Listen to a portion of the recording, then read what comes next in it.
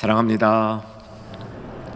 오늘 목요일이면 이 찬양, 이 특별 새벽기도 가운데 가장 힘든 날인데 오늘도 새벽을 깨우시고 또 이 자리에 복된 말씀, 다소 딱딱하지만 깊이 있는 말씀 듣고 사모하는 마음으로 합심기도 하려고 나온 충현의 가족들, 이 자리에 있든 온라인 상에 있든 주님의 이름으로 깊이 환영합니다. 오늘도 안수집사 찬양단 또 악기로 섬겨주신 귀한 우리 가족들에게도 주님의 복된 은혜 임하기를 소망합니다. 여러분은 교회를 사랑하십니까? 교회를 사랑하시는 분들은 아멘 하십시다. 예수님도 교회를 사랑하십니다. 예수님이 교회를 많이 사랑하십니다. 아마 어쩌면 예수님이 저와 여러분을 개인적으로 사랑하는 것보다 교회를 더 많이 사랑한다고 믿습니다. 예수님은 늘 자신과 교회를 동일시하셨습니다.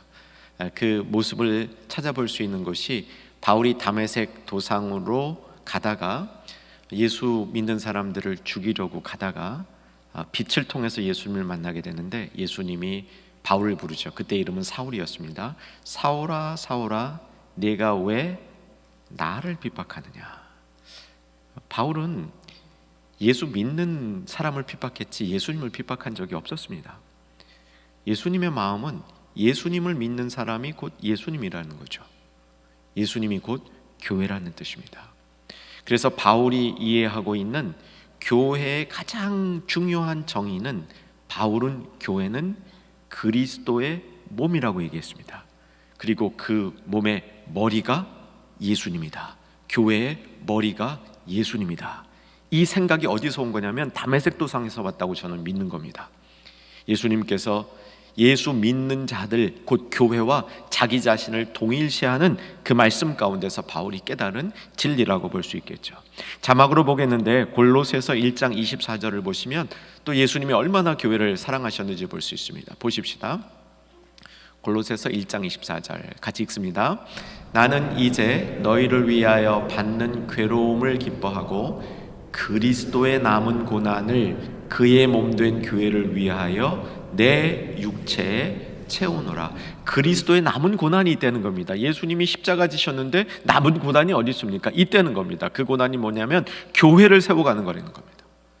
교회를 세워가는 것에 많은 주의 일꾼들이 동참하고 참여하지만 그 일꾼들이 참여하고 수고하는 그 일 가운데 사실은 예수님께서 직접 일하시는 것이기 때문에 예수님 자신이 남은 고난을 채우는 것이다, 이렇게 설명하고 있는 겁니다. 여러분 분명하죠? 예수님이 교회를 사랑하십니다. 그래서 저와 여러분도 교회를 사랑해야 됩니다. 특별히 우리는 우리에게 몸된 교회로 주신 우리 충현교회를 사랑해야 되는 줄로 믿으시기 바랍니다. 오늘 말씀의 핵심은 교회로 말미암아라는 이 표현입니다. 10절을 보시면, 자 10절 같이 한번 읽도록 하는데 집중해서 읽으십시다. 이는 이제 교회로 말미암아 하늘에 있는 통치자들과 권세자들에게 하나님의 각종 지혜를 알게 하려 하심이니. 굉장히 어려워요. 사실 어제도 고백해드렸지만 이번 특세 기간에 본문을 정하면서 제 나름대로 미션, 도전이 있습니다. 우리 충현의 가족들이 새벽에도 이 딱딱한 제대로 된 음식을 드실 수 있을까? 보통 아침은 가볍게 부드러운 음식으로 산뜻하게 먹는 것이 요즘 습관인데 그래도 하루 종일 열심히 일할 사람들은 아침을 제일 든든하게 먹는다 그럽니다. 그래서 제가 한번 시도해 보는 겁니다. 우리 충현 가족들이 아침에도 이렇게 깊은 설교를 잘 따라오실 수 있는지. 그런데 매우 성공적인 것 같습니다. 제 느낌에는 제가 부족해서 그렇지 여러분들은 충분한 것 같습니다. 근데 사실 이렇게 한번 쫙 읽을 때 이게 본문이 쏙 들어오는 본문이 있어요. 이 쉬운 본문에 속하는 겁니다. 한번 읽을 때 안 들어오는 본문이 있습니다. 어려운 본문입니다. 어려운 본문임에도 불구하고 우리가 꼭 알아야 되는 그런 말씀들이 있습니다. 예를 들면 어저께 경륜 같은 거 굉장히 어려워도 알아야 됩니다. 성경이 여러 번 나와요. 그리고 그 경륜이라는 단어 이외에 다른 단어로는 그 뜻을 다 포함할 방법이 없습니다. 어제도 말씀드렸지만 통치, 다스림 이런 것 가지고는 경륜을 다 우리가 포함해낼 수가 없습니다. 그래서 이제 그런 것들은 계속해서 우리가 배우고 생각해보고 적용해보고 이렇게 해야 신앙이 온전하게 가는 것이죠. 자, 이제 이 근본 특별 새벽기도 좀 쉽지 않은 말씀인데 복음의 일꾼이라는 이 주제는 분명히 나타났죠. 자, 7절부터 오늘 본문까지 좀 큰 그림으로 제가 요약해 드리려고 합니다. 성경 다 피셔야 됩니다. 다 피시고요 7절로 가십시다. 7절 가시는데 제 방법대로 좀 따라와 주셔야 됩니다. 제 방법대로 따라와 주시면 도움이 많이 됩니다. 자, 7절 안에 앞에 세 단어, 뒤에 세 단어 읽을 겁니다. 되셨죠? 한번 저랑 같이 읽어보십시다. 이 복음을 위하여 내가 일꾼이 되었노라. 이게 골자예요. 복음을 위하여 일꾼이 되었다. 그건 뭡니까? 복음의 일꾼이죠. 근데 복음의 일꾼이 그냥 되는 게 아닙니다. 복음의 일꾼이 되기 위해서 그 중간에 나오는 내용은 뭐가 역사했는가? 하나님의 능력과 하나님의 은혜가 작동했기 때문에 복음의 일꾼 되었다. 이게 우리 설교들의 그동안 쭉 포인트였어요. 복음의 일꾼에 대해서, 은혜에 대해서. 8절은 그 은혜를 더 잘 설명해 준 겁니다. 더 잘 설명해 주는데 복음의 일꾼이 해야 될 일 1번 8절, 2번 9절이에요 1번 8절에서는 은혜를 주셔서 그리스도의 풍성함을 전하게 하는 게 복음의 일꾼이 하는 일입니다. 그래서 그리스도의 풍성한 은혜를 전하게 하는 게 복음의 일꾼이 첫 번째 할 일. 두 번째 할 일이 9절에 나오는데 9절은 비밀의 경륜을 드러내는 일. 이게 복음의 일꾼이 하는 일입니다. 우리가 생각하고 있던 그 관점하고 좀 다르잖아요. 우리는 복음의 일꾼 그러면 말씀을 열심히 배운다, 선교 열심히 나간다, 뭐 이런 일들로 복음의 일꾼을 생각하고 있는데 이 성경이 얘기하고 있는 복음의 일꾼은 그거보다 깊단 말이죠.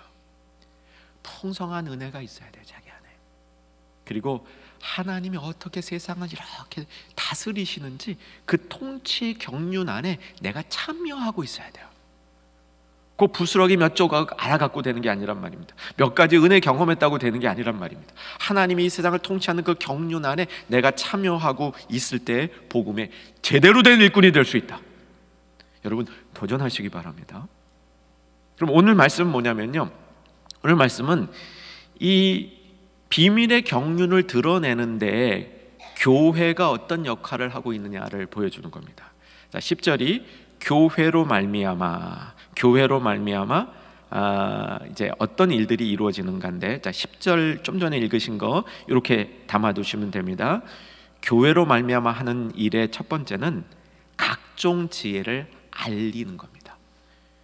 여기서 교회의 임무는 각종 지혜를 알리는 건데 그 각종 지혜를 알리는 대상이 누구냐면 통치자들과 권세자들에게.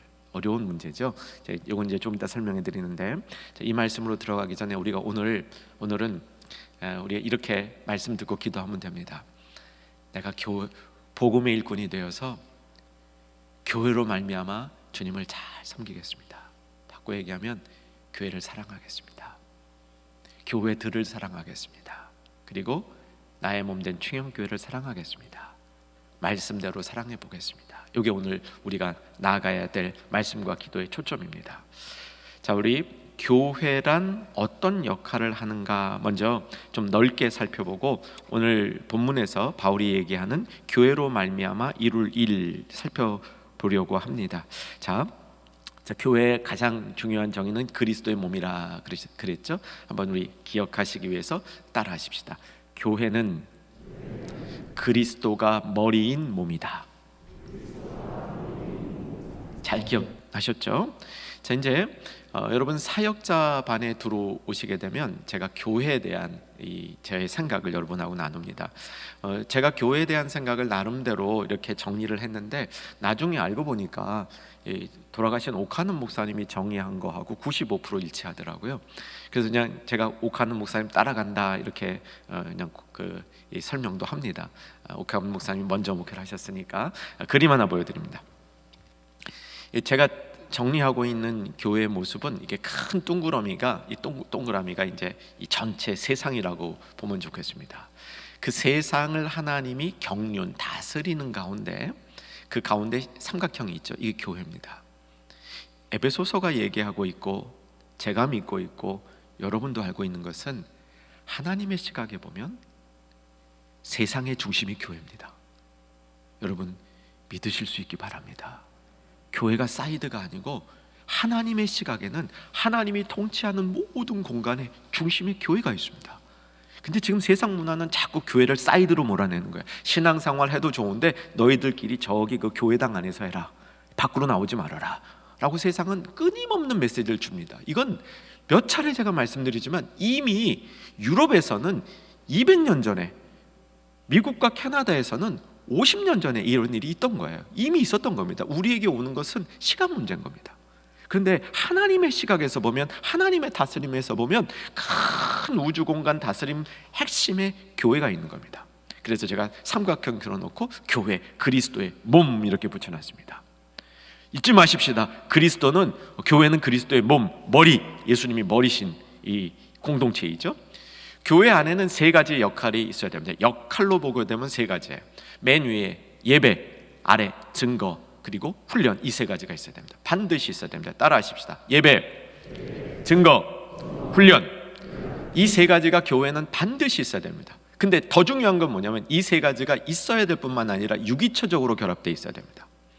예배를 드리는 이유는 증거하기 위한 거죠. 예배를 드리는 이유는 예배 자체가 훈련이 되는 겁니다. 우리가 훈련을 받는 이유는 성경 통독, 금년에 시작합니다. 벌써 많은 분들이 신청하셨습니다. 감사합니다.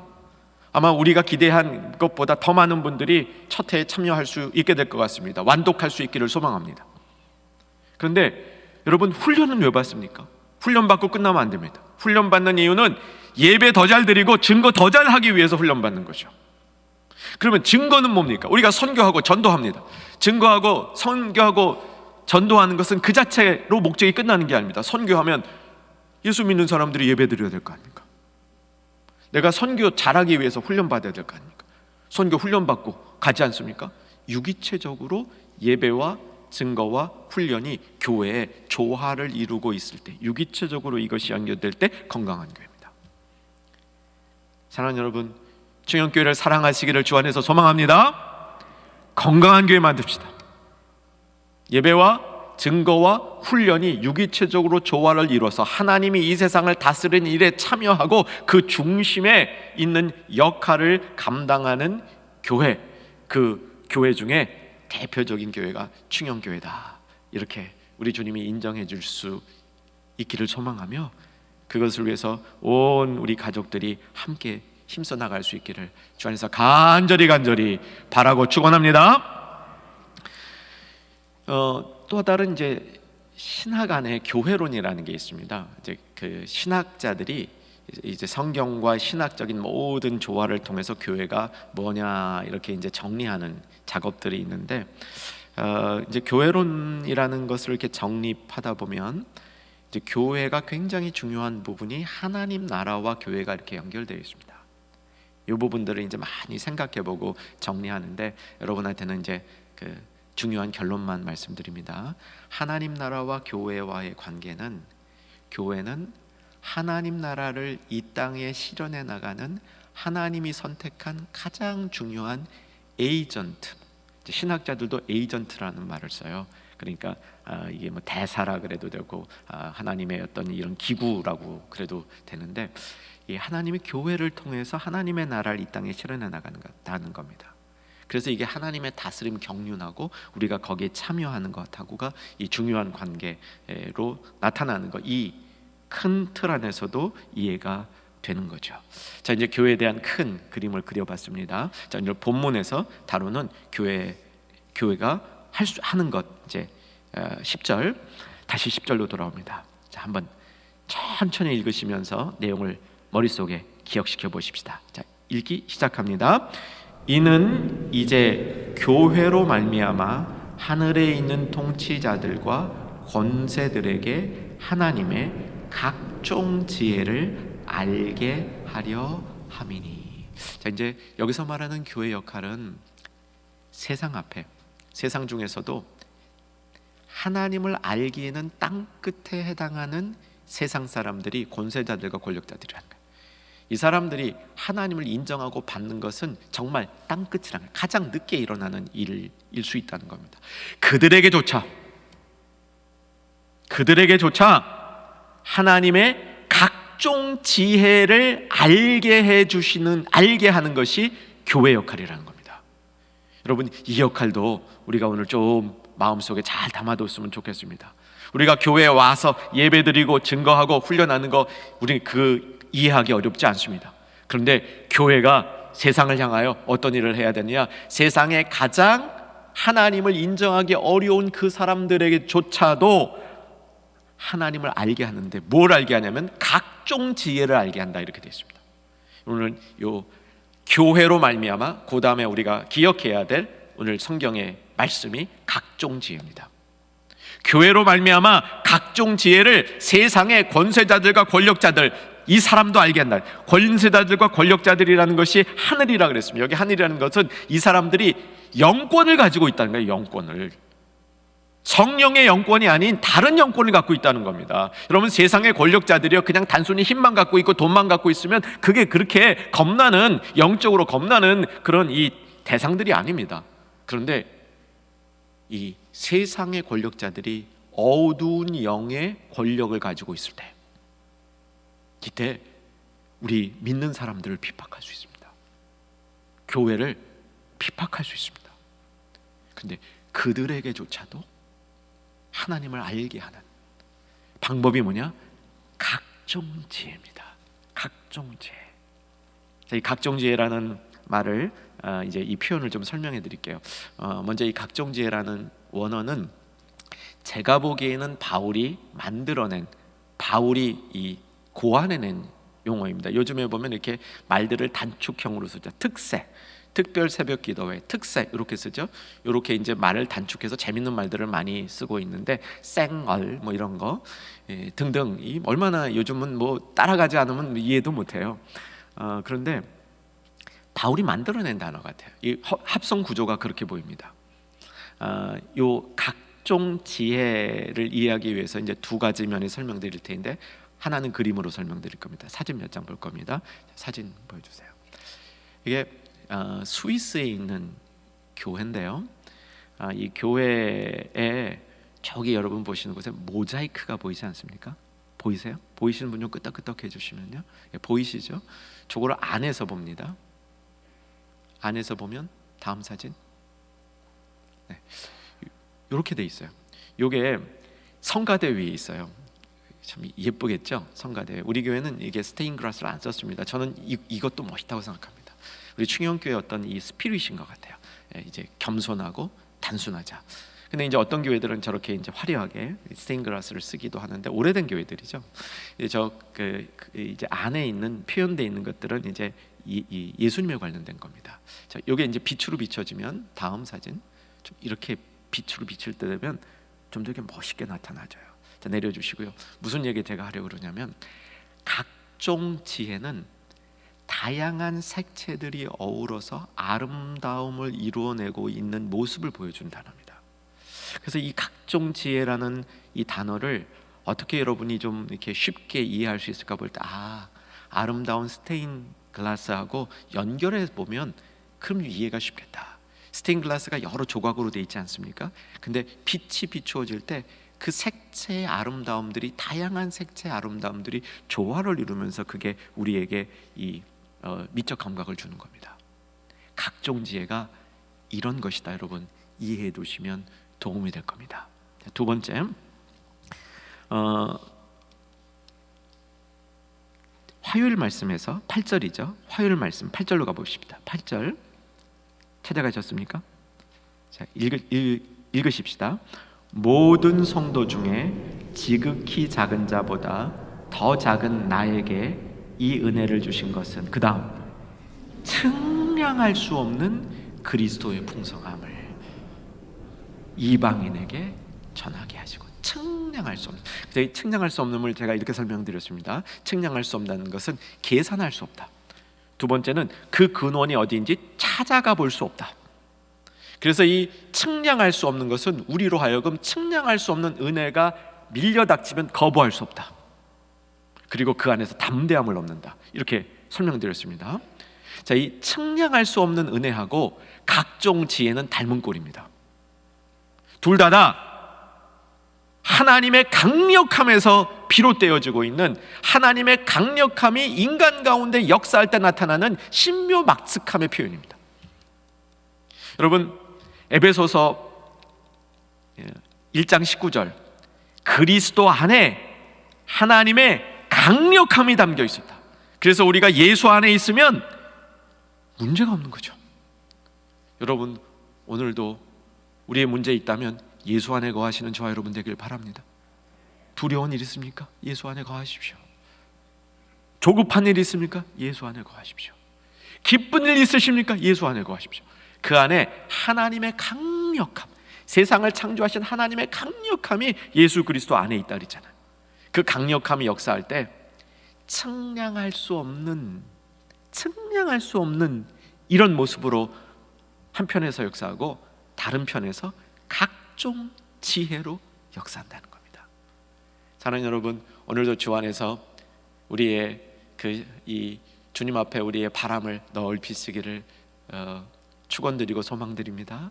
여러분, 주님 측량할 수 없는 은혜 경험케 해주시옵소서. 각종 지혜 경험케 해주시옵소서. 여러분, 정말 구해보시는 저와 여러분 되기를 바랍니다. 자, 근데 이 각종 지혜가 이 각종 지혜로 세상에 알려져야 됩니다. 이러기 위해서 교회가 각종 지혜를 세상에 드러내기 위해서 우리 성도님들 한 분 한 분이 지혜로워지셔야 됩니다. 여러분, 복음의 일꾼은 하나님의 비밀의 경륜을 깨달은 자들이죠.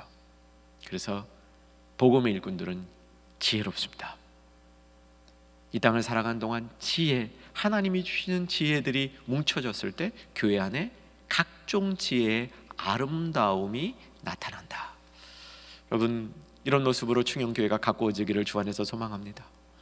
우리가 복음의 일꾼들이 되어서 풍성한 은혜와 부르심을 가지고 교회로 말미암아 우리가 주님의 일들을 감당해 나갈 때 그때마다 그 복음의 일꾼들에게 하나님이 주시는 특별한 사명들이 있고 그 사명이 비록 조금씩 다르더라도 그것이 조화를 이루면서 아름다운 색채를 가지게 되는 모습이 교회의 모습이라고 할 수 있겠습니다. 여러분, 개인 성도로는 정말 각종 지혜, 주님 각종 지혜가 나에게 있기를 바랍니다. 한 가지 지혜가 아니라, 한두 가지 지혜가 아니라 세상의 권세자들과 이 권력자들도 깜짝 놀랄 만한 그런 각종 지혜가 나와 우리 가정, 우리 자녀들, 다음 세대에 임할 수 있기를 소망하는 우리들이 될 수 있기를 바랍니다.